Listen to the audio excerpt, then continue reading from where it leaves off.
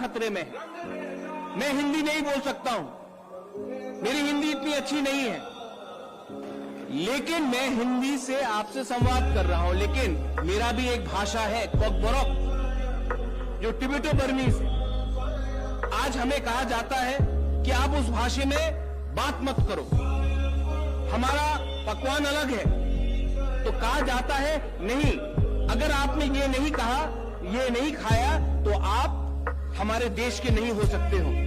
हमारा जो वस्त्र है, रिग्नाई, ट्राइबल लोग हम लोग पहनते हैं, बोलते नहीं, जब तक आप ये नहीं वस्त्र पहनोगे तो आप देश के नहीं हैं। ये कैसा देश है? ये देश सिर्फ एक भाषा के आधार में, एक खाने के आधार में, या एक वस्त्र के आधार में नहीं।